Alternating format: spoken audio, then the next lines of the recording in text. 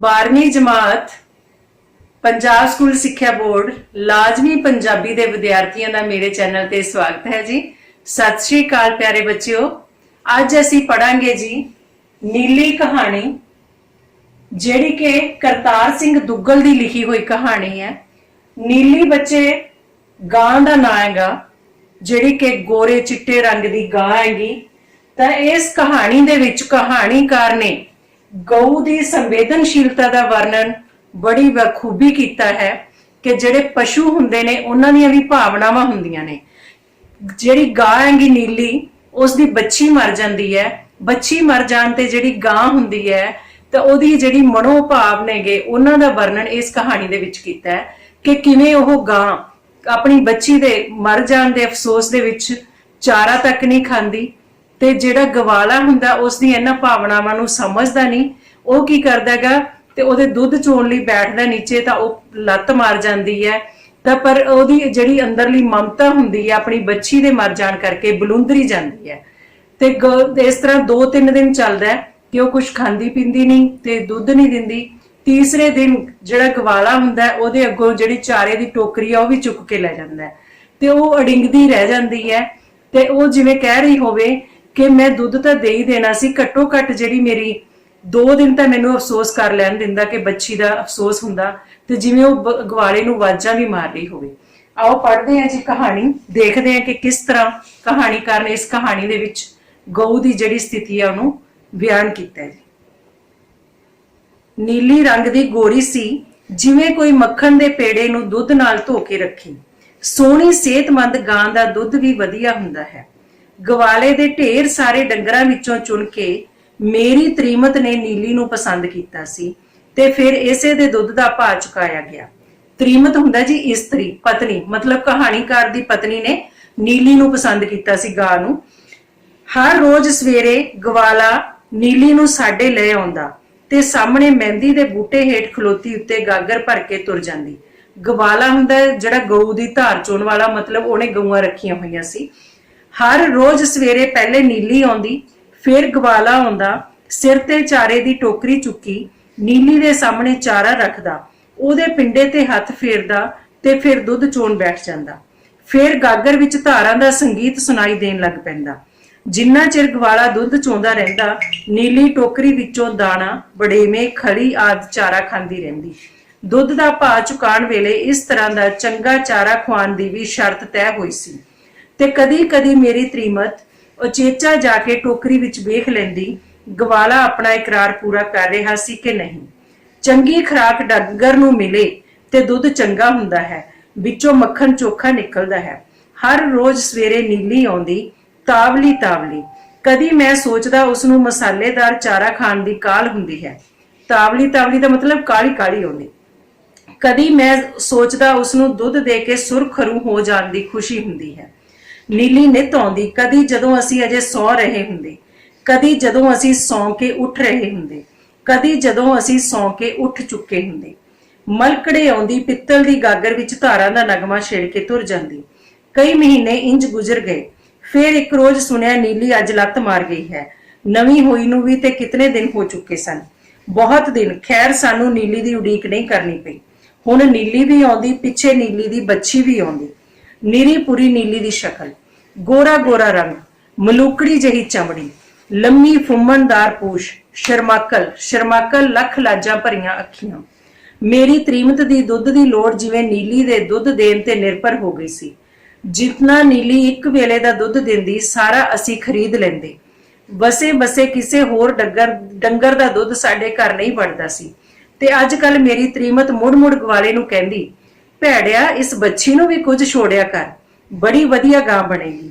पर गवाले अपनी मर्जी करता। जदों मेरी तरीमत उसनूं बच्ची बारे याद करवाउंदी, ओह नक विच कुछ गुनगुना छड्डदा, क्योंकि बच्ची दे मारन ते मूंह मारन ते नीली दुध ला लैंदी सी। अज कल गवाले ने मसाला ही लियाना बंद कर छड्डिया सी। साडे शिकायत करन ते ओह हमेशा कहंदा, ओह मसाला बकायदा खवाउंदा सी, केवल बकतूस बदल छड्डिया सी। शामी तूड़ी नाल भी खुआ छड्डदा सी।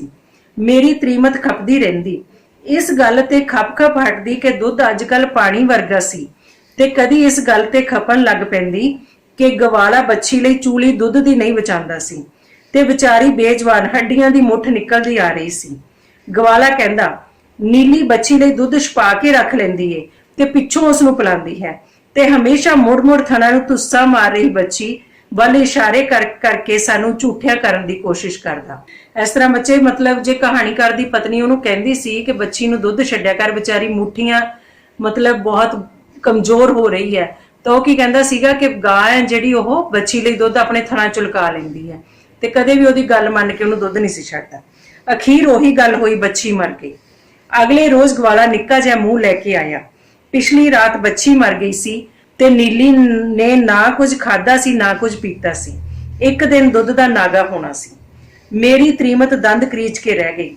ਦੰਦ ਕਰੀਚ ਕੇ ਰਹਿ ਗਈ ਮਤਲਬ ਕਿ ਦੁਖੀ ਹੋਈ ਉਸ ਚੀਜ਼ ਤੇ, ਉਹ ਤੇ ਗੁੱਸਾ ਆਇਆ ਉਹਨੂੰ ਗਵਾਲੇ ਤੇ ਕਿ ਮੈਂ ਇਹਨੂੰ ਕਹਿੰਦੀ ਸੀ ਕਿ ਬੱਚੀ ਨੂੰ ਦੁੱਧ ਛੱਡ ਤੇ ਇਹਨੇ ਛੱਡਿਆ ਨਹੀਂ, ਤੇ ਉਹ ਤੇ ਗੁੱਸੇ ਹੋ ਰਹੀ ਸੀਗੀ, ਮਤਲਬ ਉਹ ਦੰਦ ਕਰੀਚ ਰਹੀ ਸੀਗੀ ਕਿ ਇਹਨੇ ਬੱਚੀ ਮਾਰਤੀ। ਪਹਿਲੇ ਵੀ ਤੇ ਨੀਲੀ ਦਾ ਬੱਚਾ ਬੱਚੀ ਕੋਈ ਨਹੀਂ ਸੀ, ਪਰ ਅੱਗੇ ਹੀ ਗਵਾਲੇ ਵਿਚਾਰੇ ਦਾ ਨੁਕਸਾਨ ਹੋ ਰਿਹਾ ਸੀ। ਖਬਰੇ ਗਾਂ ਉੱਕਾ ਹੀ ਲੱਤ ਮਾਰ ਜਾਏ, ਡੰਗਰ ਦਾ ਪਤਾ ਨਹੀਂ ਹੁੰਦਾ, ਤੇ ਅਸੀਂ ਚੁੱਪ ਕਰ ਰਹੇ। ਨਾਲੇ ਗਵਾਲੇ ਦੀਆਂ ਅੱਖੀਆਂ ਵਿੱਚ ਅਥਰੂ ਤਾਂ ਪਹਿਲੇ ਹੀ ਡੁੱਲੂ ਡੁੱਲੂ ਪਏ ਕਰਦੇ ਸਨ। ਚੂਲੀ ਦੁੱਧ ਬਚਾਉਣ ਲਈ ਭੈੜੇ ਨੇ ਬੱਚੀ ਗਵਾ ਲਈ। ਗਵਾਲਾ ਜਦੋਂ ਮੁੜਿਆ ਮੇਰੀ ਤ੍ਰੀਮਤ ਆਪਣੇ ਹੋਠਾਂ ਵਿੱਚ ਬੁੜਬੁੜਾ ਰਹੀ ਸੀ। ਅਗਲੇ ਰੋਜ਼ ਸਵੇਰੇ ਮੈਂ ਵੇਖਿਆ ਕੋਠੀ ਦੇ ਸਾਹਮਣੇ ਗੇਟ ਦੇ ਬਾਹਰ ਨੀਲੀ ਆ ਕੇ ਖੜੋ ਗਈ। ਪਿੱਛੇ ਪਿੱਛੇ ਗਵਾਲਾ ਆ ਰਿਹਾ ਸੀ। ਉਹਦੇ ਸਿਰ ਤੇ ਮਸਾਲੇ ਦੀ ਟੋਕਰੀ ਸੀ। ਅਕਸਰ ਸਵੇਰੇ ਜਦੋਂ ਨੀਲੀ ਇੰਝ ਆਂਦੀ ਧੁੱਸ ਮਾਰ ਕੇ ਗੇਟ ਨੂੰ ਖੋਲ ਲੈਂਦੀ ਸੀ। ਅੱਜ ਚੁਪਾਤੇ ਜਿਹੇ ਆ ਕੇ ਗੇਟ ਦੇ ਬਾਹਰ ਖੜੋ ਗਈ। ਅਕਸਰ ਜੇ ਕਦੀ ਗੇਟ ਬੰਦ ਹੁੰਦਾ ਤਾਂ ਉਹ ਆਪਣੇ ਸਿੰਗਾਂ ਨਾਲ ਗੇਟ ਨੂੰ ਖੜਕਾਉਣ ਲੱਗ ਪੈਂਦੀ ਸੀ। ਅੱਜ ਉਸਨੇ ਇੰਜ ਨਹੀਂ ਕੀਤਾ। ਵੀਰਾਨ ਵੀਰਾਨ ਭਰਵੱਟਿਆਂ ਹੇਠ ਉਦਾਸ ਅੱਖੀਆਂ ਉਹ ਨਿੰਮੋ ਝੂਨ ਆ ਕੇ ਖਲੋ ਗਈ। ਨਿੰਮੋ ਝੂਨ ਮਤਲਬ ਉਦਾਸੀ ਦੇ ਵਿੱਚ ਆ ਕੇ ਖੜੀ ਹੋ ਗਈ। ਤਾਵਲਾ ਤਾਵਲਾ ਗਵਾਲਾ ਆਇਆ, ਉਸ ਗੇਟ ਖੋਲਿਆ। ਉਹਦੇ ਪਿੱਛੇ ਨੀਲੀ ਆਈ, ਗਿਣ ਗਿਣ ਕੇ ਕਦਮ ਰੱਖ ਰਹੀ ਸੀ। ਮਤਲਬ ਕਾਲੀ ਕਾਲੀ ਨਾਲ ਗਵਾਲਾ ਆਇਆ, ਗਿਣ ਗਿਣ ਕੇ ਕੀ ਹੌਲੀ ਹੌਲੀ ਤੁਰ ਰਹੀ ਸੀ, ਕਿਉਂਕਿ ਉਹਨੂੰ ਆਪਣੀ ਬੱਚੀ ਦੇ ਮਰਨ ਦਾ ਦੁੱਖ ਸੀਗਾ। ਬਰਾਂਡੇ ਵਿੱਚ ਮੈਂ ਖਲੋਤਾ ਸਾਂ, ਕੋਲ ਮੇਰੀ ਤ੍ਰੀਮਤ ਖਲੋਤੀ ਸੀ। ਮੇਰੀ ਤ੍ਰੀਮਤ ਦੇ ਕੁੱਛੜ ਸਾਡੀ ਬੱਚੀ ਸੀ। ਹੁਮਲੀਆਂ ਭਰ ਰਹੀ, ਉੱਛਲ ਉੱਛਲ ਪੈ ਰਹੀ, ਕਲਕਾਰੀਆਂ ਮਾਰ ਰਹੀ। ਮਹਿੰਦੀ ਦੇ ਬੂਟੇ ਹੇਠ ਗਵਾਲੇ ਨੇ ਮਸਾਲੇ ਦੀ ਟੋਕਰੀ ਲਿਆ ਰੱਖੀ ਤੇ ਉਹ ਹੱਥ ਮਾਰ ਕੇ ਖਲੀ ਦੀ ਖੱਟੀ ਖੱਟੀ ਖੁਸ਼ਬੂ ਨੂੰ ਖਿਲਾਰਨ ਲੱਗ ਪਿਆ। ਨੀਲੀ ਅਜੇ ਵੀ ਨਹੀਂ ਪਹੁੰਚੀ ਸੀ। ਫਿਕਰਾਂ ਵਿੱਚ ਗਡੂੰਦ, ਉਖੜੇ ਉਖੜੇ ਕਦਮ, ਬੇਦਿਲੇ ਪੈਰੋਂ ਆ ਰਹੀ ਸੀ। ਮਹਿੰਦੀ ਹੇਠ ਆ ਕੇ ਖੜੋ ਗਈ। ਉਸ ਟੋਕਰੀ ਵੱਲ ਵੇਖਿਆ ਤੱਕ ਨਹੀਂ। ਗਵਾਲੇ ਨੇ ਮਸਾਲੇ ਵਿੱਚ ਫੇਰ ਆਪਣੀ ਬਾਹ ਫੇਰੀ ਤੇ ਟੋਕਰੀ ਨੂੰ ਉਛਾਲ ਕੇ ਬੜੇਵਿਆਂ ਨੂੰ ਵਿਖਾਇਆ, ਦਾਣੇ ਨੂੰ ਵਿਖਾਇਆ। ਇਸ ਵਾਰ ਖਲੀ ਦੀ ਖੁਸ਼ਬੂ ਸਾਡੇ ਤੱਕ ਬਰਾਂਡੇ ਵਿੱਚ ਵੀ ਆਈ। ਨੀਲੀ ਅੱਗੇ ਹੋਈ, ਫੇਰ ਰੁਕ ਗਈ, ਫੇਰ ਅੱਗੇ ਹੋਈ, ਮੁੜ ਉਸ ਮੂੰਹ ਮੋੜ ਲਿਆ। ਕਿੰਤਨਾ ਚਿਰ ਜਿਵੇਂ ਸੋਚਦੀ ਰਹੀ। ਸਾਹਮਣੇ ਟੋਕਰੀ ਵਿੱਚ ਪੀਲਾ ਪੀਲਾ ਦਾਣਾ ਸੀ। ਇਧਰੋਂ ਖਾਓ ਉਧਰੋਂ ਹਜ਼ਮ ਹੋ ਜਾਏ, ਨਾਲੇ ਖਲੀ ਖਾਓ ਤੇ ਭੁੱਖ ਕਿਤਨੀ ਲੱਗਦੀ ਏ। ਪਰ ਅੱਜ ਨੀਲੀ ਤੋਂ ਕੁਝ ਖਾਦਾ ਨਹੀਂ ਸੀ ਜਾ ਰਿਹਾ। ਗਵਾਲਾ ਨੀਲੀ ਦੇ ਸਿਰ ਤੇ ਹੱਥ ਫੇਰਨ ਲੱਗ ਪਿਆ, ਮੂੰਹ ਨਾਲ ਉਹਨੂੰ ਪੁਚਕਾਰਨ ਲੱਗ ਪਿਆ। ਕਿਤਨਾ ਚਿਰ ਇੰਜ ਕਰਦਾ ਰਿਹਾ। ਟੋਕਰੀ ਕੋਲ ਬੈਠ ਕੇ ਉਸ ਫਿਰ ਹੱਥ ਫੇਰਿਆ। ਖਲੀ ਦੀ ਖੁਸ਼ਬੂ ਫੇਰ ਉੱਠੀ। ਨੀਲੀ ਦੀ ਜਿਵੇਂ ਅੱਬੜ ਵਾਹੇ ਗਰਦਨ ਉਸ ਪਾਸੇ ਮੁੜ ਗਈ। ਆਪ ਹੀ ਆਪ ਉਸਦਾ ਕਦਮ ਜਿਵੇਂ ਅੱਗੇ ਪਿਆ ਤੇ ਉਸ ਟੋਕਰੀ ਵਿੱਚ ਆਪਣੀ ਬੂਥਨੀ ਨੂੰ ਛੱਡ ਦਿੱਤਾ। ਕਿਤਨਾ ਚਿਰ ਇੰਜ ਉਹਦਾ ਮੂੰਹ ਮਸਾਲੇ ਵਿੱਚ ਪਿਆ ਰਿਹਾ, ਪਰ ਨੀਲੀ ਤੋਂ ਕੁਝ ਖਾਦਾ ਨਹੀਂ ਗਿਆ। ਅੱਜ ਨੀਲੀ ਤੋਂ ਕੁਝ ਨਹੀਂ ਖਾਦਾ ਜਾ ਰਿਹਾ ਸੀ ਤੇ ਫਿਰ ਨੀਲੀ ਨੇ ਆਪਣੀ ਬੂਥਨੀ ਨੂੰ ਚੁੱਕ ਲਿਆ। ਬੂਥਨੀ ਮਤਲਬ ਉਹਨੇ ਮੂੰਹ ਨੂੰ ਚੁੱਕਿਆ, ਆਪਣੇ ਨੂੰ ਗਰਦਨ ਨੂੰ ਟੋਕਰੀ ਵੱਲ ਮੋੜ ਲਿਆ, ਟੋਕਰੀ ਵੱਲੋਂ ਮੋੜ ਲਿਆ ਤੇ ਜਿਵੇਂ ਉਧਰ ਕੰਡ ਕਰਕੇ ਖਲੋ ਗਈ। ਕਿਉਂ ਏਦਾਂ ਕੀਤਾ ਉਹਨੇ? ਕਿਉਂਕਿ ਉਹਨੂੰ ਆਪਣੀ ਬੱਚੀ ਮਰਨ ਦਾ ਬਹੁਤ ਦੁੱਖ ਸੀ, ਬੱਚੇ ਦਾ।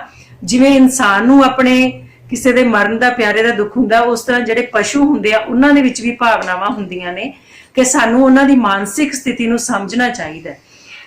ਪਰੇਸ਼ਾਨ ਨਜ਼ਰਾਂ। ਗਵਾਲੇ ਨੇ ਸਾਡੇ ਵੱਲ ਵੇਖਿਆ ਤੇ ਬੇਬਸ ਟੋਕਰੀ ਨੂੰ ਸਿਰ ਤੇ ਚੁੱਕੀ ਉਹ ਮੁੜ ਪਿਆ। ਪਿੱਛੇ ਪਿੱਛੇ ਉਹਦੇ ਨੀਲੀ ਤੁਰ ਪਈ।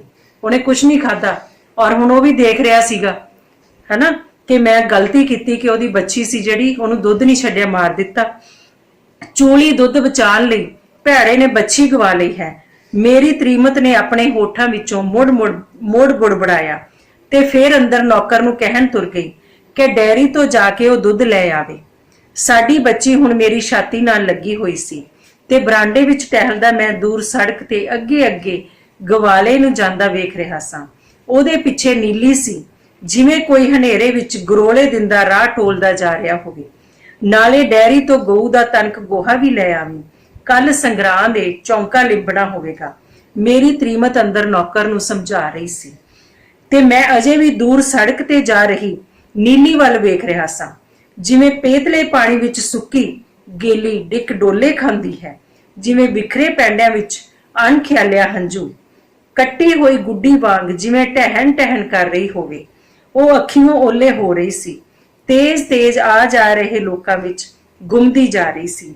ਸੜਕ ਤੇ ਕਈ ਲੋਕ ਕੀ ਇਤਨੇ ਕਿੰਨੇ ਤੇਜ਼ ਤੁਰਦੇ ਹਨ।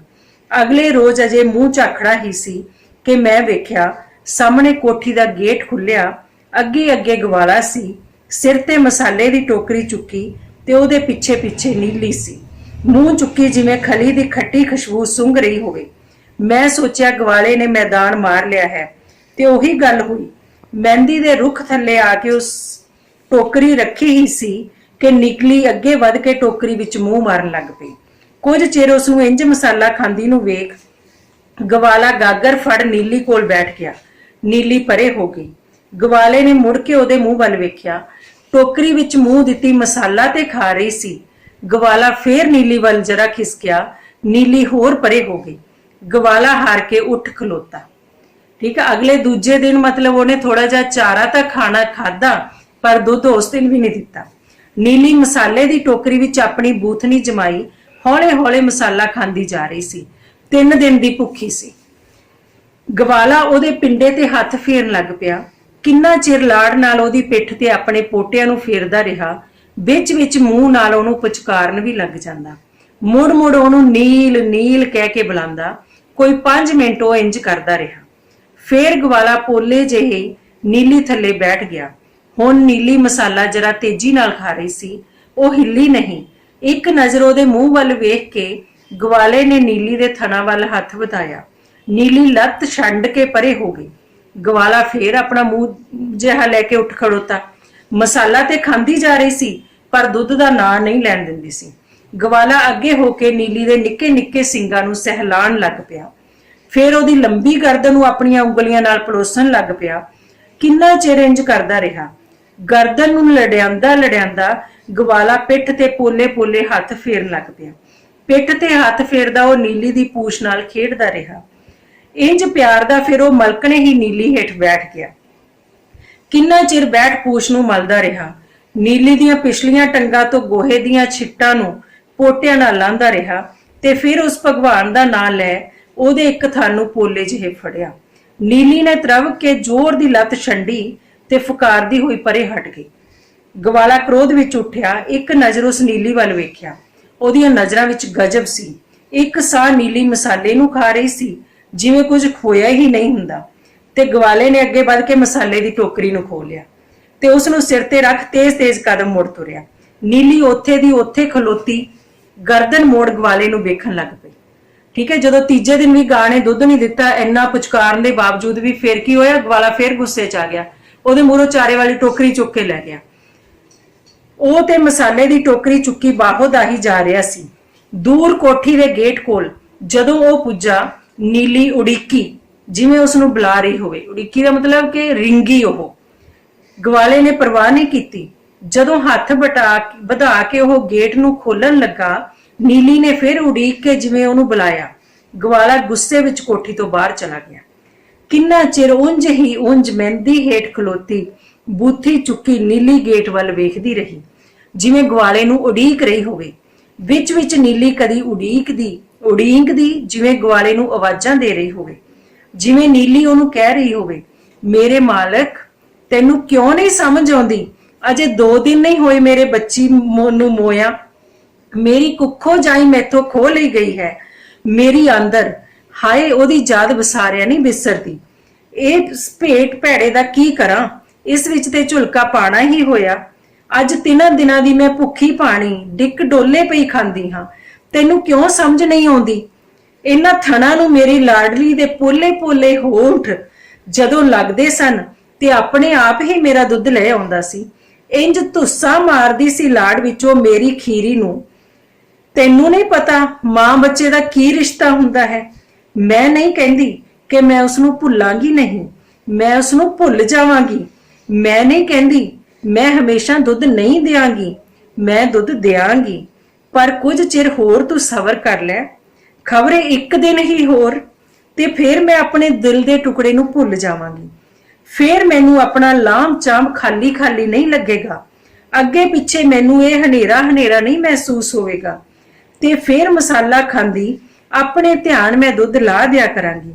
ਮੈਂ ਹੁਣ ਦੁੱਧ ਨੂੰ ਕੀ ਕਰਨਾ ਏ, ਦੁੱਧ ਪੀਣ ਪਾਲੀ ਤੇ ਮੇਰੀ ਤੁਰ ਗਈ। ਤੂੰ ਮੁੜ ਆ, ਇੰਜ ਮੈਨੂੰ ਭੁੱਖਾ ਨਾ ਮਾਰ, ਅੱਗੇ ਥੋੜਾ ਮੇਰੇ ਨਾਲ ਅਨਿਆਂ ਹੋਇਆ ਏ। ਤੂੰ ਮੁੜ ਆ ਮੇਰੇ ਮਾਲਕ। ਕਿੰਨਾ ਚਿਰ ਮਹਿੰਦੀ ਹੇਠ ਉਂਝ ਦੀ ਉਂਝ ਖੜੋਤੀ ਨੀਲੀ ਕੋਠੀ ਦੇ ਗੇਟ ਵੱਲ ਵੇਖਦੀ ਰਹੀ, ਗਵਾਲਾ ਨਹੀਂ ਮੁੜਿਆ। ਇਸ ਤਰ੍ਹਾਂ ਬੱਚਿਓ ਅਸੀਂ ਦੇਖਦੇ ਹਾਂ ਕਿ ਪਸ਼ੂ ਦੀ, ਗਾਂ ਦੀ ਭਾਵਨਾ ਨੂੰ ਕਿੱਦਾਂ ਕਹਾਣੀਕਾਰ ਨੇ ਇਸ ਕਹਾਣੀ ਦੇ ਵਿੱਚ ਬਖੂਬੀ ਪੇਸ਼ ਕੀਤਾ ਹੈ ਕਿ ਉਹ ਗਾਂ ਵਿਚਾਰੀ 3 ਦਿਨਾਂ ਦੀ ਭੁੱਖੀ ਸੀ, ਭੁੱਖੇ ਤਾਂ ਰਿਹਾ ਨਹੀਂ ਜਾ ਸਕਦਾ ਹਨਾ, ਤਾਂ ਉਹ ਆਪਣਾ ਚਾਰਾ ਖਾਣ ਲੱਗਦੀ ਹੈ। ਪਰ ਉਹਨੂੰ ਜਦੋਂ ਉਹਦੇ ਥਣਾ ਨੂੰ ਹੱਥ ਪਾਇਆ ਜਾਂਦਾ, ਉਹਨੂੰ ਆਪਣੀ ਬੱਚੀ ਦੀ ਯਾਦ ਆਉਂਦੀ ਹੈ ਕਿ ਉਹਦੇ ਪੋਲੇ ਪੋਲੇ ਜਿਹੜੇ ਮੂੰਹ ਦੇ ਨਾਲ ਮੇਰੇ ਥਣਾ ਨੂੰ ਸਹਿਲਾਉਂਦੀ ਸੀ ਤੇ ਮੈਨੂੰ ਚੰਗਾ ਲੱਗਦਾ ਸੀ। ਕਹਿੰਦੀ ਇੱਕ ਅਜੇ ਤਾਂ 2 ਦਿਨ ਹੀ ਹੋਏ ਸੀਗੇ ਮੇਰੀ ਬੱਚੀ ਮਰੀ ਨੂੰ, ਹੋ ਸਕਦਾ ਇੱਕ ਦਿਨ ਹੋਰ ਮੈਨੂੰ ਲੱਗਦਾ ਕਿ ਮੈਂ ਉਸ ਨੂੰ ਭੁੱਲ ਜਾਂਦੀ।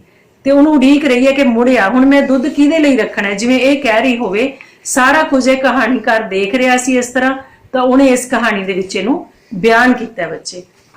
ਤਾਂ ਇਹ ਕਹਾਣੀ ਦਾ ਸਾਰ ਆਉਣਾ ਤੁਹਾਨੂੰ ਪੇਪਰ ਦੇ ਵਿੱਚ, ਤੇ 1 ਨੰਬਰ ਦਾ ਕੁਐਸਚਨ ਆਏਗਾ ਛੋਟਾ। ਤਾਂ ਇਹਦੇ ਕੁਐਸਚਨ ਕਰਾਂਗੇ ਜੀ ਅਸੀਂ। ਨੀਲੀ ਕਹਾਣੀ ਦੇ ਆਧਾਰ ਤੇ ਦੱਸੋ ਲੇਖਕ ਦੀ ਤ੍ਰੀਮਤ ਨੇ ਗਵਾਲੇ ਨਾਲ ਕਿਹੜੀਆਂ-ਕਿਹੜੀਆਂ ਸ਼ਰਤਾਂ ਤੈਅ ਕੀਤੀਆਂ ਸਨ। ਉਹਨੇ ਗਵਾਲੇ ਨਾਲ ਕਿਹੜੀਆਂ ਸ਼ਰਤਾਂ ਤੈਅ ਕੀਤੀਆਂ ਸੀ ਕਿ ਉਹਨੂੰ ਖੁਰਾਕ ਹੈ ਜਿਹੜੀ ਉਹ ਚੰਗੀ ਪਾਈ ਜਾਵੇ, ਜਿਹੜਾ ਮਸਾਲਾ ਵਗੈਰਾ ਹੈ, ਖਲੀ ਬੜੇਵੇਂ ਇਹ ਸਾਰੇ ਪਾਏ ਜਾਣ, ਇਹ ਸ਼ਰਤ ਤੈਅ ਕੀਤੀ ਸੀ। ਦੂਸਰਾ ਕੁਐਸਚਨ ਹੈ ਜੀ, ਲੇਖਕ ਦੀ ਤ੍ਰੀਮਤ ਨੇ ਨੀਲੀ ਨੂੰ ਇਸ ਕਰਕੇ ਪਸੰਦ ਕੀਤਾ ਸੀ ਕਿਉਂਕਿ ਸੋਹਣੀ ਸਿਹਤਮੰਦ ਗਾਂ ਦਾ ਦੁੱਧ ਵਧੀਆ ਹੁੰਦਾ ਹੈ। ਇਹ ਸਹੀ ਹੈ ਜੀ ਇਹਦੇ ਵਿੱਚ। ਅਗਲਾ ਹੈਗਾ, ਨੀਲੀ ਦੀ ਬੱਚੀ ਦੀ ਸ਼ਕਲ ਨਿਰੀ ਪੁਰੀ ਨੀਲੀ ਵਰਗੀ ਸੀ। ਸਹੀ ਜਾਂ ਗਲਤ ਦੱਸਣਾ ਹੈ। ਸਹੀ ਹੈ ਜੀ ਇਹ। ਨੀਲੀ ਦੀ ਬੱਚੀ ਮਰ ਗਈ ਸੀ ਕਿਉਂਕਿ ਗਵਾਲਾ ਉਸ ਨੂੰ ਚਾਰਾ ਨਹੀਂ ਖਵਾਉਂਦਾ ਸੀ, ਜਾਂ ਗਵਾਲਾ ਉਸ ਲਈ ਚੂਲੀ ਭਰ ਦੁੱਧ ਵੀ ਨਹੀਂ ਸੀ ਛੱਡਦਾ। ਇਹਦਾ ਦੂਸਰੀ ਆਪਸ਼ਨ ਹੈ ਜਿਹੜੀ ਉਹ ਠੀਕ ਹੈ ਜੀ, ਗਵਾਲਾ ਉਸ ਲਈ ਚੂਲੀ ਭਰ ਦੁੱਧ ਵੀ ਨਹੀਂ ਸੀ ਛੱਡਦਾ। ਇੰਨੇ ਹੀ ਕੁਐਸਚਨ ਸੀ ਜੀ ਇਹ। ਤੇ ਬਾਕੀ ਤੁਸੀਂ ਸਾਰ ਲਿਖਣਾ ਹੈ, ਸਾਰ ਦੇ ਵਿੱਚ ਉਹੀ ਲਿਖਣਾ ਹੈ। ਨੀਲੀ ਕਹਾਣੀ ਹੈ ਜਿਹੜੀ ਕਰਤਾਰ ਸਿੰਘ ਦੁੱਗਲ ਦੀ ਲਿਖੀ ਹੈ। ਇਸ ਦੇ ਵਿੱਚ ਕਹਾਣੀਕਾਰ ਨੇ ਇੱਕ ਨੀਲੀ ਨਾਂ ਦੀ ਗਾਂ ਹੈਗੀ ਜਿਹੜਾ ਉਹਦੀਆਂ ਮਨੋਭਾਵਨਾ ਨੂੰ ਬਹੁਤ ਵਧੀਆ ਤਰੀਕੇ ਨਾਲ ਵਰਣਨ ਕੀਤਾ ਹੈ। ਤਾਂ ਉਹਦੇ ਵਿੱਚ ਸਾਰਾ ਫਿਰ ਤੁਸੀਂ ਉਹਦਾ ਸਾਰ ਲਿਖ ਦੇਣਾ। 150 ਸ਼ਬਦ ਦਾ ਸਾਰਾ ਆਣਾ ਜੀ। ਤਾਂ ਉਮੀਦ ਹੈ ਤੁਹਾਨੂੰ ਇਹ ਜਿਹੜੀ ਮੇਰੀ ਕਹਾਣੀ ਹੈ ਚੰਗੀ ਲੱਗੀ ਹੋਏਗੀ। ਜੇਕਰ ਤੁਹਾਨੂੰ ਇਹ ਚੰਗੀ ਲੱਗੀ ਹੈ, ਵੱਧ ਤੋਂ ਵੱਧ ਲਾਈਕ, ਕਮੈਂਟ ਤੇ ਸ਼ੇਅਰ ਕਰਨਾ, ਤੇ ਮੇਰੇ ਚੈਨਲ ਨੂੰ ਸਬਸਕ੍ਰਾਈਬ ਕਰ ਲੈਣਾ ਤਾਂ ਜੋ ਆਉਣ ਵਾਲੀਆਂ ਵੀਡੀਓਜ਼ ਦੀ ਲੋੜੀਂਦੀ ਜਾਣਕਾਰੀ ਤੁਹਾਡੇ ਤੱਕ ਪਹੁੰਚ ਸਕੇ ਜੀ। ਧੰਨਵਾਦ ਪਿਆਰੇ ਬੱਚਿਓ।